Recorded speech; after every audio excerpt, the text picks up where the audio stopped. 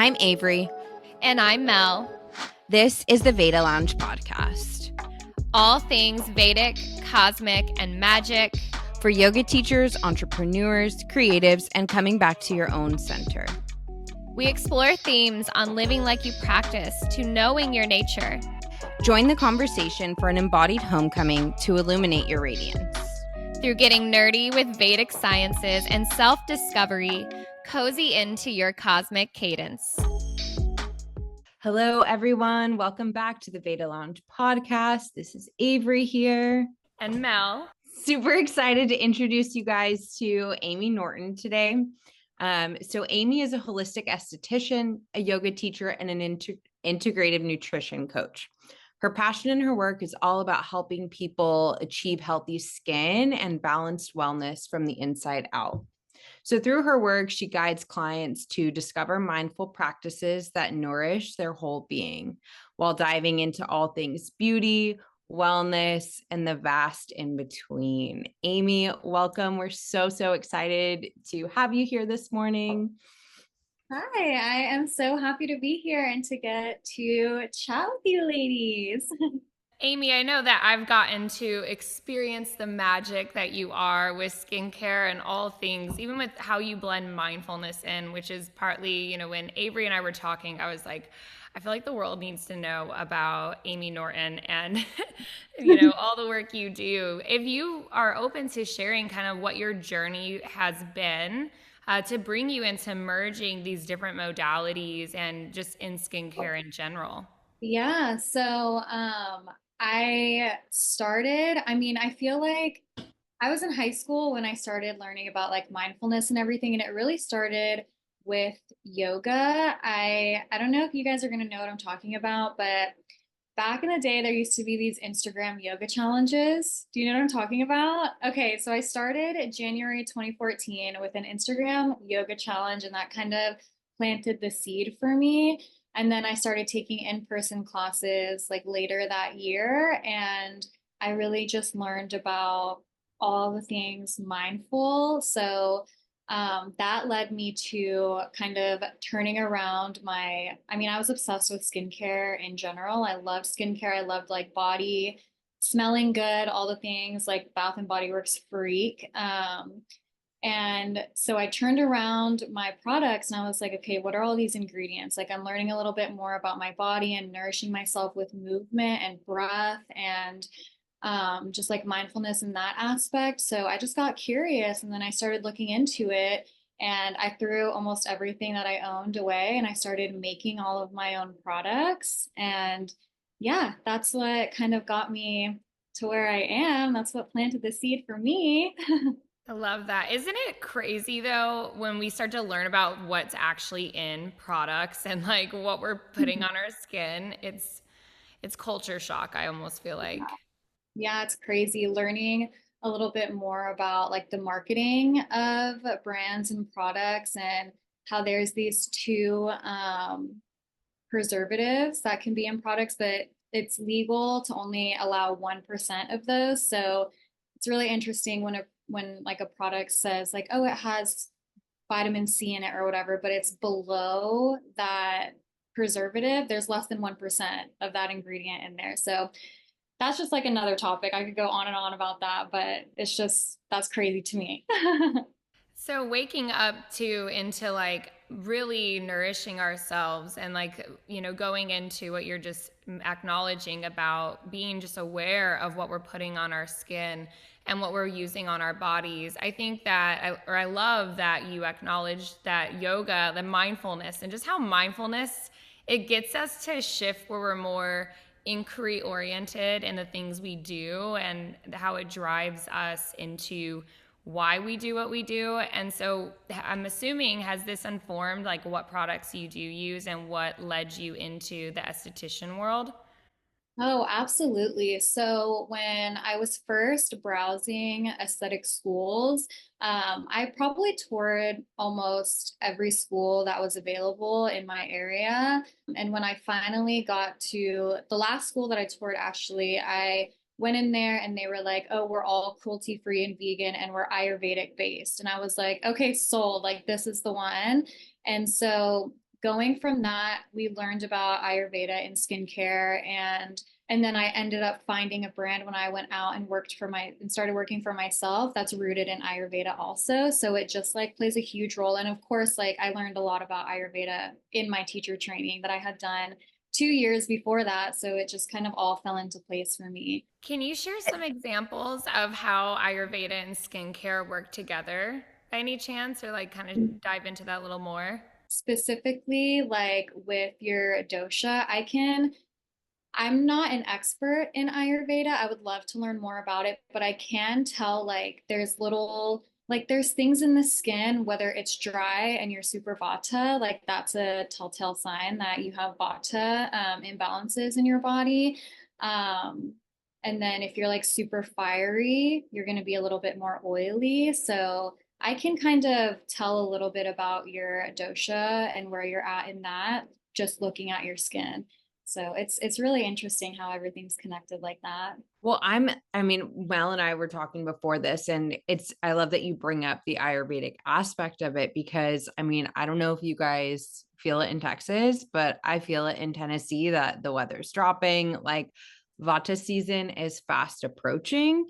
And so I think, even from like a skincare perspective, like what do we do? Or if you have any tips to be like, hey, we know it's starting to dry out, it's getting airy, what are some things that we can do to nourish our skin in this season? Because like for me personally, like Vata's already crazy. So you bring on this season and I'm like, oh my gosh, it's all happening at once. But I think people forget about the skin sometimes when we are thinking of Ayurveda, when we're thinking of these health principles, we think very internally.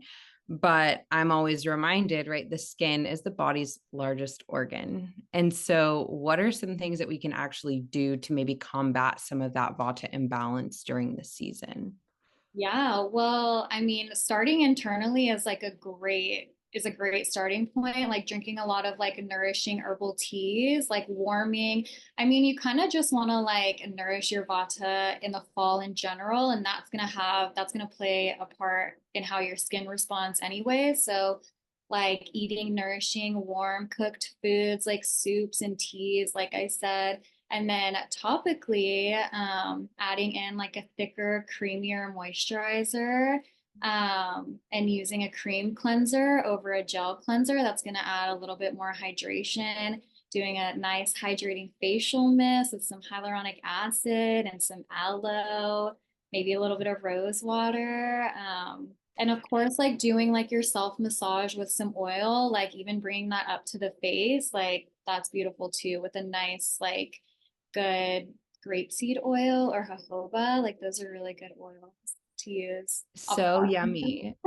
So yummy. So do you feel or do you notice that like as you're going through your day-to-day work that like start to shift in what you're applying based upon the seasons? I'd be so interested to know, like, especially product wise, like is what you're using different, in summer than what you tend to use in winter? Because I mean, I am so new. Like I have like my ABC and that's just what I use because I'm such a basic skincare girly. So I'm like fascinated, right? As you're like, no, use like a more moisturizing, right? Gel, not gel. I'm like, oh wait, I'm using gel. But so I would love if you could kind of walk me through that because I find that so interesting. And I think a lot of people just kind of stick with what they know. Yeah, I mean, it can definitely get overwhelming. And going back to like the marketing aspect of skincare and the beauty industry in general, like there's so much information out there that it can be really hard for everyone to digest. So like applaud yourself for just doing the ABCs. Like that's like a step in the right direction already. But if you're like ready to take it a little bit of a step farther, going back to my integrative nutrition training too, I learned a little bit more on how to eat seasonally. And so it was already fun for me as an esthetician to do seasonal treatments based on like what was available around and like what the brands I was using kind of put out at different seasons. So in the summer, I like to do like a pineapple papaya enzyme, and that's a really gentle based like enzymatic exfoliation that's going to kind of just eat away at some dead skin cells. In the summertime, I feel like it's hotter, especially in Texas, it's really humid. So we'll be walking from our door to our car and we're like sweating basically. So having that like extra gentle exfoliation can help with that a little bit. In the fall and in the winter, as it gets a little bit cooler, I feel like doing a little bit of a deeper exfoliation. Like right now, I'm doing this pumpkin facial that has a little bit of glycolic acid in there. And that's going to be a really brightening exfoliation. And so, of course, in the summer, like we're also spending more time outside. We're maybe getting a little bit of extra like sun damage on our skin. That's going to kind of help to not reverse that, but kind of brighten up the skin a little bit from the damage that we accrued over the summer. So, and also like in the winter, I love to do like a cranberry. So I love how you're using seasonal foods. And, I think that right now, obviously, with Halloween coming up and I'm a Marvel fan, as many of you guys know. I was watching the Agatha. I don't know if you guys have seen like the new Agatha Witch thing. That it's honestly, it's a little corny, but there's a moment in it where one of the witches, so she creates products, right? And there's a moment like when they're on the road and they're having to try, like they're getting tested. So there's a situation and she has to come up with this potion, and they're in this like modern house for this scenario. And she's like naming all this like witchy things, but it's like, oh, actually that's just modern day honey. Like, what was it? It was like dead animal something, or like all these weird names. And it was like, actually, that's just mustard seed, right? Like modern day, like it was so funny. But like, I think we forget that a lot of what we eat, it really is medicine, not just internally, but also topically, how we can use these things, and then working with seasons. And like it's all blended naturally anyways. Like in the summertime, like pineapple, papaya, fruits like that, it's going to be more readily available, and it has just as good of an impact eating it as it does applying it. I mean, I don't recommend going out and buying a pineapple and slicing it up and putting that on your face. There's formulation matters here, but yeah, I mean, eating the pineapple, eating the pumpkin, like pumpkin is super high in vitamin A, like it's going to be so good, and it kind of like creates that internal wellness that's going to reflect onto your skin and the outside and your mind, of course. I mean, eating all different seasonally produce is so good for your mind. I love because you shift into, right, we're talking about, obviously you deal with skin, which is the external. And so what really led you into the integrative nutrition part of it? Did you start to have this kind of like aha piece of, okay, well, what we're putting on our skin really matters, but maybe it's probably just important as, if not more important than what we put inside. So did you kind of connect those two, or how did that kind of happen for you? Yeah, well, yes and no. So I originally wanted to get into a nutrition program because personally, I'm vegan. I've been vegan for almost 8 years, and being vegan for 8 years, like things start to change as I'm getting older, and I wanted to learn how to nourish my body a little bit more through that aspect, on a plant-based diet, making sure I get everything that I need. But then I actually got off of birth control after about 10 years on it. And I had tried years back to get off birth control. Everything freaked out. It was not pretty. It was not good. And so I ultimately got back on hormonal birth control. And then I finally like took the nutrition program. I learned a lot about hormonal nutrition. And yeah, so then I got confident enough to get back off birth control, and I led myself through that, a whole birth control detox. And luckily, I was able to come out unscathed. My skin was fine during that process. So, yeah, and that's really what I wanted to offer to my clients too. I see primarily women, and I see a lot of hormonal imbalances due to, I mean, just everything around us, artificial fragrances, hormonal birth controls, medications, whatever it is that's causing these like imbalances. I wanted to be able to help them a little bit more without just being like, oh, I read this article, maybe this will help. Like I wanted to know what I was talking about. What's so interesting, right, is you're talking about this journey with hormonal birth control. And if you don't want to dive into this, you absolutely don't have to. But I know that it's something that a lot of women deal with when it comes to their skin and trying to get their, like, it's the reason why a lot of women don't do it, because it's issues prevalent then in the skin and the body. What did you, if you're open to sharing on this journey of, trying to nurture yourself through the process of really getting your body back to a more holistically balanced state, like what were things that you noticed on your own journey and maybe some things that you did to help yourself? Because I know that there are a lot of women, especially right, like our age, who are starting to really wake up to the fact that maybe this hormonal birth control is not what I want for myself right now, but are maybe a little scared to take the jump in the journey because it looks arduous sometimes and it can be scary. Yeah, it can be scary. And hormonal birth control can deplete like a lot of vitamins and nutrients that are sometimes a little bit harder to get through food and lifestyle and things like that. So, supplementing even before, like starting the conversation of, okay, how am I going to support my body through this change before you start is like essential. When I actually took my acne specialist certification, she was also a nutritionist, and that's kind of like what inspired me a little bit as well. But she recommended taking a prenatal vitamin before you get off your birth control because that's higher in like folic acid and other vitamins, and I think magnesium too, if I'm not mistaken. So just getting like extra bits of those nutrients and like kind of supporting your body in that way. I took a little, and I still do take this liquid like trace mineral supplement in the morning, and that helps a ton. And also, any medication, taking it over time can have an effect on your liver and your gut health. So, supporting that, like eating a lot of probiotic and prebiotic rich foods, like having banana with your probiotics. And in terms of liver, like supporting that with some dandelion tea is really good. It's a lot though. It's a lot to take on.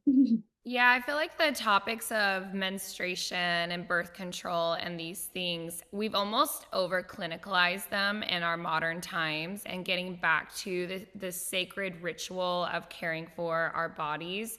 Because I remember when I got off birth control, which I've now been off it for about 10 years, but it was, this sounds so corny, but what actually inspired me, because I was in it all through high school and then, until like 2015, but it was about the moon cycles. And I like got obsessed with learning like the moon's influence on women's health and the body. And at that time, working with those cycles. And I feel like, for those listening, I don't have a background in nutrition and I can't speak to those things, but with meditation practices and the nervous system, almost like learning how to get in sync and paying attention with menstruation simultaneous to these changes, and really turning it into something sacred versus like, how I think there's a lot of fear out there and a lot of confusion, where it's learning to listen to the body again and like work with that rhythm.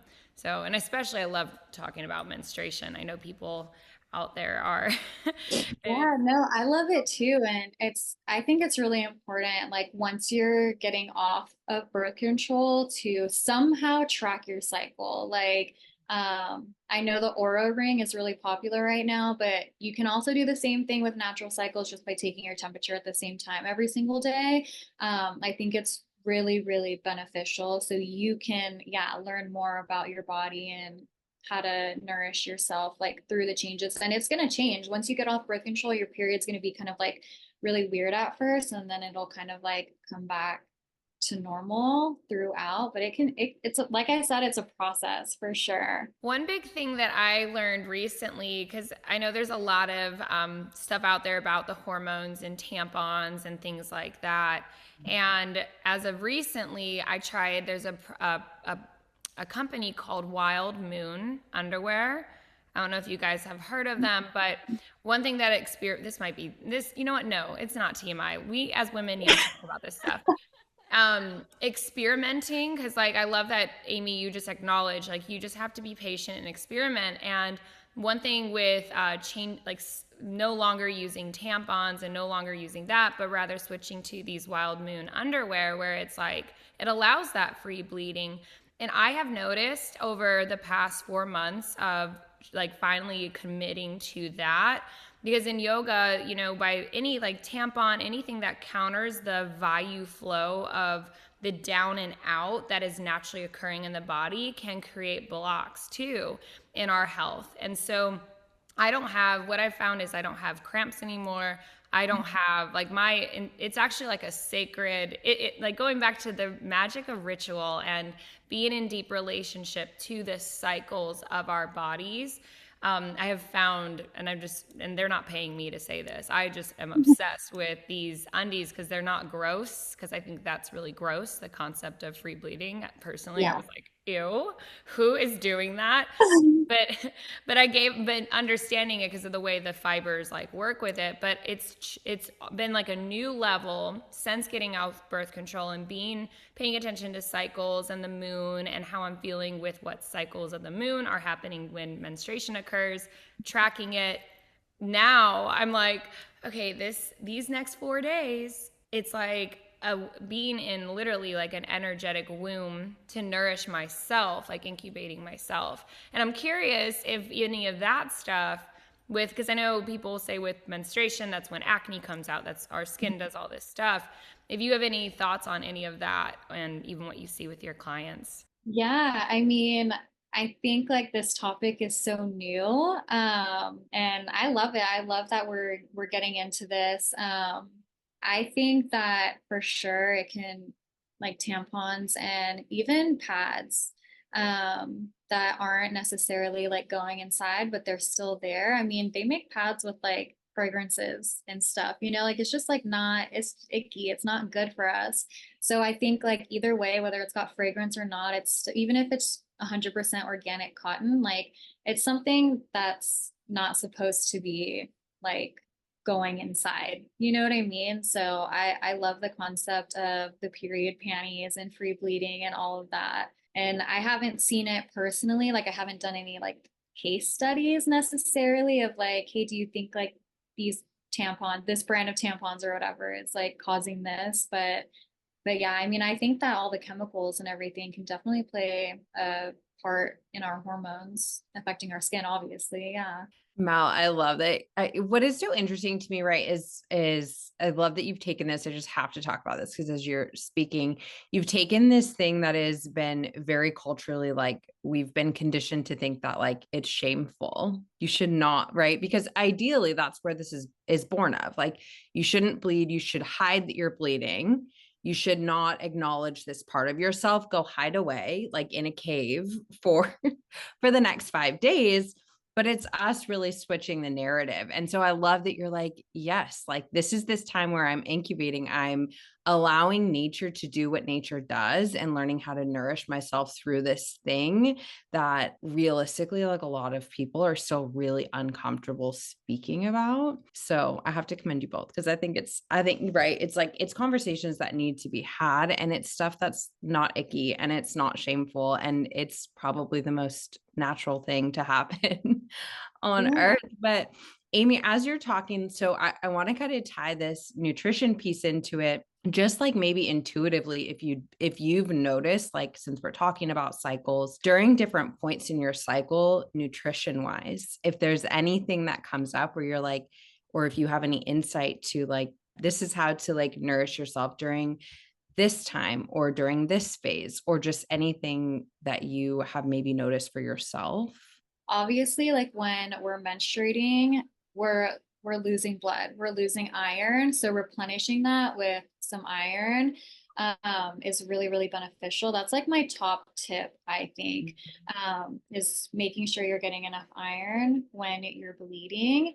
And that can come from like eating meat if that's what you do. I like to drink a lot of nettle tea during my period because that's really high in iron. So I don't know. I'm a tea person. I love tea. I love my herbs. I don't know, Mel, do you have any that you notice that just like intuitively you're drawn to during a certain point, like during your cycle, or like you're like, this is really nurturing to me at this point? Well, for those listening, obviously we're big on Joytish and astrology, and one thing I've learned, because I've never been able to answer these questions on food and what works for me, and recently I discovered a book called Body Astrology.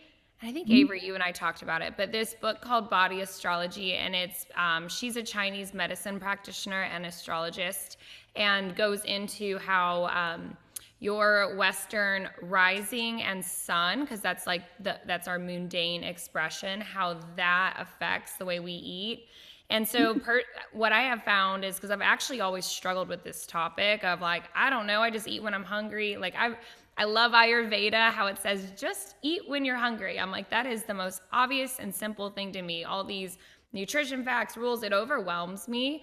And I learned recently, because I'm an Aquarius rising in Western, people with Aquarius first houses and bodies, we are very random. And this is also contributes to Vata, but very all over the place. And so to answer the question directly, over the years, what I do is I just go with the rhythm. Like what I'm craving, I honor. And I know that's kind of counter. By the way, I'm not a dietitian, so don't take my advice. But I've just honored what I crave, and I listen, and I believe like if I'm craving cake or I'm craving a salad, like it doesn't matter. I just listen to that. But ever since switching over and doing these undies, I actually feel a lot lighter during my period. Like, you know how it can feel really heavy and you're just slow? I'm not feeling that way anymore. And it's so bizarre, which is why I like talking about this stuff. And I think for women out there, it's important to know that studies on women's health are only starting in this past 5 to 10 years. I think it's sick. I think it's wrong. It makes me angry the more I'm learning about how a lot of these hormonal advice, like thyroid advice, all this stuff is not actually from women. It's male bodies that they were studying. And so when we think about the generation of women going through menopause right now, and just having so much compassion, because there hasn't been a lot of true, genuine guidance for how to navigate these hormones and cycles. And I think that we are in a timeline right now of changing that for women of the future. And so I think for women in general, with all these different questions, a lot of compassion, because the research is very, very confusing and skewed. So that's a whole other can of worms to open up, but yeah. So true. It's so true. And I think that mindful eating and just like being intuitive about it is really important. And that's probably the most important part, actually, is just like listen to your body. You don't have to like listen to all of these rules that are out there. There's a lot of like information on nutrition now too, I've noticed, or maybe it's just me because I'm newly in the nutrition space, but I'm seeing it a lot in like the skincare industry, where the conversation has started a whole lot more. And I noticed that people are getting a little bit overwhelmed, and they'll come to see me and they're like, okay, well, what should I do? Because I saw this, but then I saw this on the internet or whatever. And I'm like, literally, let's just take a break and let's just listen to your body and go from there. It's like a reclaim of our bodies and our health, right? And I think that sometimes the gift of too much information is it forces us to confront our own discernment. Well, absolutely, right? It's like, I think we all hit a point where, I mean, even when I was becoming a yoga teacher, it was so bogged down with this is the right way to do it. This is the correct lineages. This is how you should be teaching. We get so much information, we're blasted. And then it takes that sometimes, I think, for us to throw our hands up in the air and be like, well, I'm just going to do it my own way then, right? Because there's no way to internalize, to digest all of this information. And some of it doesn't even probably feel right to you. And that's what we talk about a lot, right? Is the ability to choose for ourselves what's working, right? So while Mel might honor that she needs cake in this moment, right? I might honor that like cake is going to make me feel so ick and I don't want it. Like I'm going to go eat a piece of, I don't know, toast with peanut butter. Weird. But like, it's just choosing, it's just knowing that it's like, oh, well, what you need is not what I need. And being okay with that. Like also okay with the fact that, right. It's like, yeah, we're having this open conversation about menstruation and free flow, and some women might just like not be there yet, and that's okay. This actually, and Amy, I'm curious your thoughts on this, but like our how we perceive things too, I believe can affect us so deeply. Like, and again, I'm not a dietitian, so I'm not trying to open up the comments or a ton of stuff on this, but what my experience has been, even with like the fear of sugar, I love that I naturally brought up cake. I'm more of a cheesecake person, but let's just say in general with anything sugar, right? There's so much out there that's like, this is so bad for you. This is so bad for you. And then we begin to operate with fear, shame, and judgment and what that does to our nervous system, because I think the state of our nervous system as we receive food and even the permission, like if we're trying to control all these perfect things, and even if it's healthy, it can create so many imbalances because our nervous system's not at ease in how we are receiving these things. So if I think something's really bad for me and then I do it, it's either going to produce shame, which hurts the third chakra and our digestion, or it's going to not be enjoyable, which creates counter experiences. So I feel like there's this remembering we have to have around how our belief and mindset and anxiety around these, with all this information, how that can affect our ability to receive some of this stuff. For sure. I feel it. I notice that with restrictive eating and just allowing yourself to not have something that you really want, like just in general, is going to raise your stress. You're going to be stressed out about it. You're going to raise your cortisol levels, or lower it. I can't remember if it's I think if it's too high, it can have a negative, but also if it's too low, it can have a negative effect too. So either way, it's going to get imbalanced, right? And then that can like just lead to other things. You know what I mean? And so I think that if you're craving a piece of cake, allow yourself to have a little bit. Like even if you're like, oh, I don't know, because it's just such like a sensitive topic too with food, and it can be really triggering for some individuals. So I think everything in moderation. And with compassion, my teaching journey began a lot around topics on eating disorders and things of that nature. And that was actually the first place I got to teach was with the Center for Disordered Eating. And it's one of the big things that I've learned is like coming home to our self-care, because nourishment, it's not just like literal food nourishment. It's how we emotionally and energetically nourish ourselves. And I look at the work you do, Amy, with this, with skincare and even just going into your space. It's so cozy and nourishing, and the permission for us to reclaim how we nourish, whether that's through movement in the body, through meditation, mindset, or what we put in our bodies.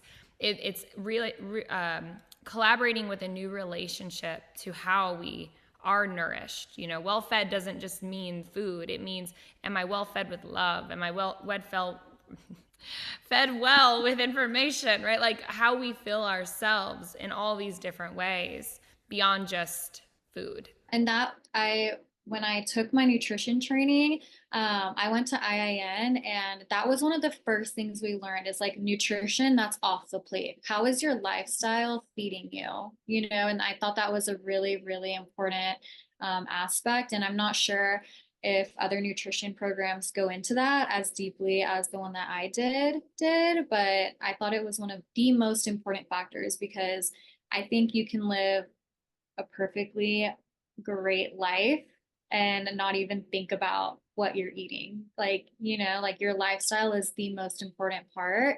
And if you're not taking care of yourself, like you're not going to be doing so good, It's interesting too, because I think our lifestyle also probably informs how we eat, right? And so when we live a mindful life, right, when we are doing all the things, when we practice self-awareness, which is what yoga teaches, just how you said, you got off your mat and you were curious. You flipped all those bottles around. You're like, I need to know. And so by living a more aware and mindful life, I think that translates into how we eat as well, because, or how we nourish just in general. Right. I mean, I can share like the way that I nourish myself is completely different than it was 10 years ago. Right. But it's because I'm self aware. I know how to check in with the body and say, well, this maybe doesn't feel great. And it's like you said, I love this concept of like off the plate nutrition. What are you feeding yourself that isn't food? It's really important. And I have a lot of clients that come to see me and I know nothing about their lives because this is the only thing that they offer themselves through the month. They come for their monthly facial and that's how they nourish themselves in one way off the plate. And they take a nap the whole time and they're like, oh, you know, and it's just like it's beautiful in that way. And I'm like, I'm so happy that I can offer this space to you. When you think about the mechanics of nourishment though, right? It requires us to receive. And I think in a way we struggle in our culture to receive, like to receive love, to receive compliments, to receive help. And, you know, when like with services like facials or body work or all these self-care things out there, a lot of people look at that as a luxury and don't recognize that by engaging with these self-care tools or investing in our own well-being, how that helps with the pranic flow of give and receive, which actually is a big aspect of balance in life, right? Because most of the imbalances are because we're giving too much, right? So how we receive and normalizing like to go receive these type of experiences and how that is part of our health. Well, and not feeling guilt around it. I think a lot of people don't do it because they're like, oh, this is a luxury. I don't deserve this. Right. But opening yourself to be like, but wait, no, you actually do. It's not a luxury. It's just another way to take. And I mean, like physical touch is such a powerful, powerful nourishment. So it's getting out of that mindset, I think, that I struggled with even for a long time. It's like, well, no, this is, special occasion only. I don't deserve to do this monthly. This is not, can't.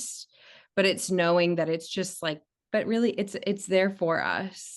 And it's allowing ourselves. It's just being like, yeah, this is for me. That makes me like just makes me curious about the mindset of like the business of anything really, but like the business of the beauty industry specifically. This is a little off topic, but I mean, with everything going on in like the economy right now, I noticed that a lot of other like beauty professionals are getting like worried. They're getting a little bit of a scarcity mindset because they're like, well, these are luxury services and they're going to be the first to go when my clients like get a pay decrease or like whatever, right? But I think that using this to reframe the mindset, even of that, is really important. Well, and it's so interesting how you said that, because you're like, oh, well, right. The professionals are scared that it's going to be the first thing to go. And how sad that oftentimes it is when resource dips down, we're like, well, the first thing to go is my self-care. Mm-hmm. And so it's really reframing that a little bit and being like, well, that honestly should probably be one of the last things to go. To help ride out, like, because with stress management, right? Like, honestly, a lot of times, even if the external, there's all this chaotic stuff going on, our individual capacity to think clear, see options, and be like, I guess, integrated in ourselves helps us walk through those collective challenges, right? And so, again, I think the language and restructuring how we're viewing these, like whether it's getting a facial or the way we eat, and exploring, well, what do I have in my life that is leaking energy, and what in my life is bringing me energy, and using that to discern what it is we start to let go of. So I would love to hear your thoughts on at-home self-care and what are ways that people can begin really deepening into, like, it's obviously our skin, right? It's the external barrier. It's the main barrier that purges things, right? And it tells us a lot about what's going on internally. Is there things that people can do to collaborate, whether it's through mindfulness, yoga, skincare itself, to nourish the process of purging and cleansing through the skin? I think, I mean, the world that we live in, I think for most of us, we wake up and we immediately get on our phones. I think charging your phone at night on the opposite side of the room or even in a completely different room so you don't wake up to check that phone and you kind of just wake up with yourself again. And I feel like we've gotten so far away from that. I think that's a huge first step. I love the practice of journaling as well. I actually learned that in my teacher training with Mel, to journal a lot. So I like to start my day with some journaling. And I feel like that really just gets me in a fresh, clean slate of a mind for my day. And then I do get into my skincare. That's one of the first things that I do in the morning besides journaling. And I make it like a little ritual. That's when I do all of my affirmations and I tell myself, like, I just affirm how I want my day to go. And I kind of go over like my to-do list. And that's kind of when I do everything like that. And I think that's really good. Whether or not you're going to be doing your skincare or drinking your coffee and doing that, like whatever it looks like for you, I think first up is not getting on your phone first thing in the morning. That's really important, I think. Is that related to, I mean, I know that right away it activates like the, what is it, the beta brain waves, like it gets us kind of in a lower frequency pretty quick. But then is it also, because I've heard blue light and phone light affects our skin. Is that true?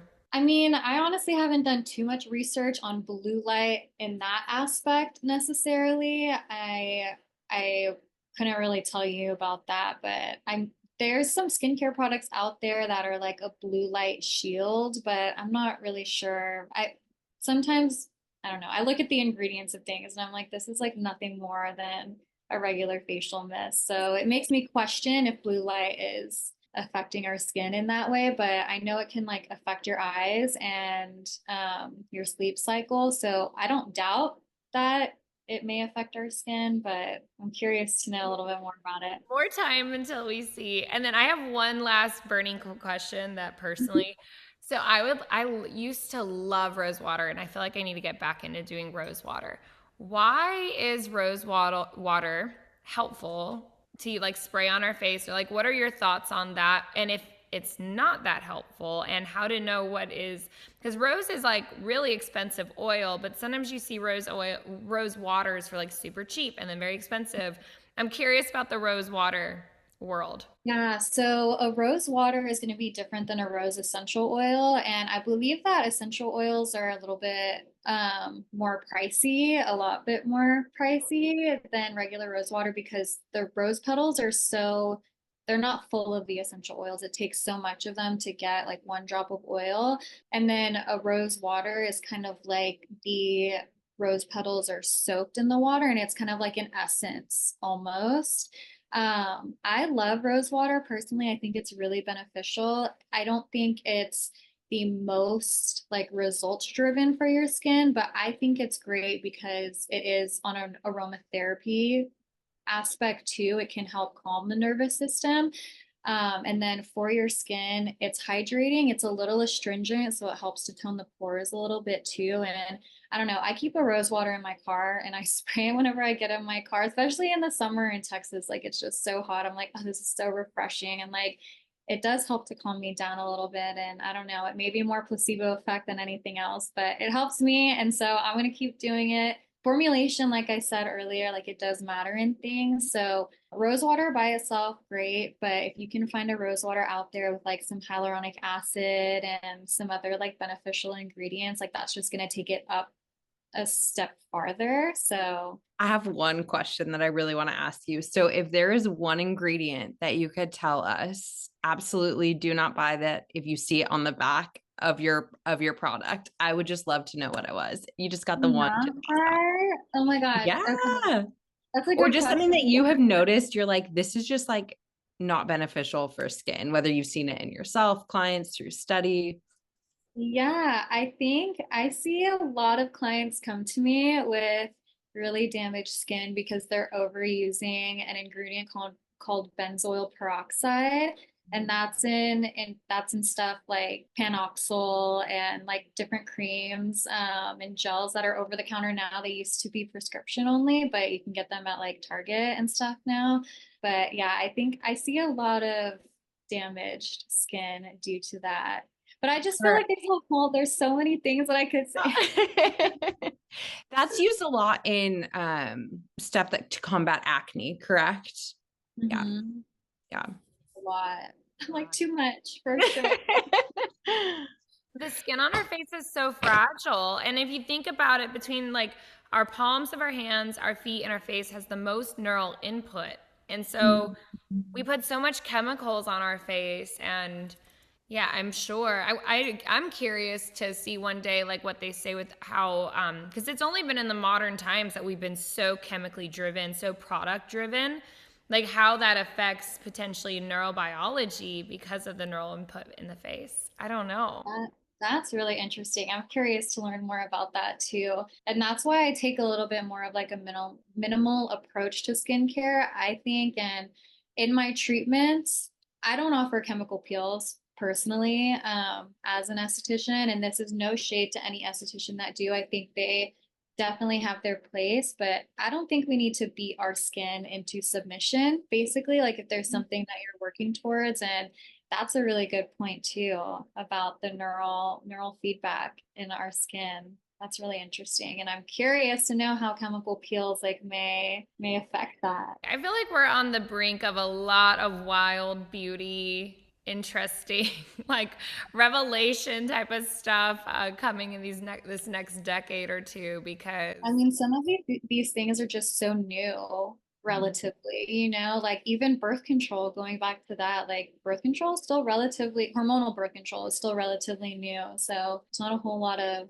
research yet to be done. And I think this goes full circle on like self-care really being, yes, there's all these options out there, but listening to like what you're magnetized to and what you're repelled by, what we're bullying ourselves with, what we feel intrigued by, like that internal compass of direction for how we care for ourselves, I do think is really, it's very important. And also we're all so unique. So what product works for that person is not necessarily going to work for this person. And I'm sure there's going to be people out there that are like, oh, well, benzoyl peroxide really saved my face. And I'm like, okay, that's great. Not you. So yeah, exactly. It's so person-centered for sure. I'm gonna go check all my things for benzoyl peroxide, which actually I don't use because I am a survivor of adult acne. So I just like am very, very careful with what I put on my skin. And it can be hard too, like when you're like recovering and you're acne prone and you kind of got into that clear stage. Like I see a lot of like fear in my clients, and they're like, I don't want to do anything new, Yeah, that's totally me. I used to be so scared. I mean, like I'll share, I've only ever had one facial in my life because I'm so scared it's going to make me like break out. And I'm like, but I've achieved no acne. And it can be scary to be like, oh, go put your like trust in somebody's hands and then be like, slather me up with who knows what. And yeah, exactly. Not everyone is open about the products that they use, and finding an esthetician that really has practices and products that align with you and are going to be good for you and your skin. It can be tricky for sure. Definitely looking to find or just the transparency and that extra research is so important, because I'm definitely a less is more type of person, but anything for self-care. I'm probably going to go and take my rose petals and boil them and like make my own essences now. And because I did not know that I thought it was oil and water. I feel like I didn't say anything, but you just like blew my mind. And I'm like, oh my gosh, that's how you make essences? Like I have flowers all the time. So box her Mel and be like, what are you doing? She's gonna be like, I'm in my kitchen boiling. I'm not cooking food forever, but I will boil rose petals. And hear about this new blueberry essence that I boiled blueberries now. I can boil anything. I'm so excited. That is Mel's making jam is what's actually happening. She's boiling down blue. She's be like, essence is beautiful. It's jelly. It's just jam. Gosh, I need to control myself. Okay, we will be disciplined, but love this episode. Thank you, Amy, so much for being here. You are such a gem and a light, and We just really appreciate you sharing your wisdom with us today. If people are wanting to learn more about you, where can they find you? Yeah, so my website is shantiskinstudio.com, and that is my social media as well, Shanti Skin Studio on Instagram. All right. Well, thank you so much for being here.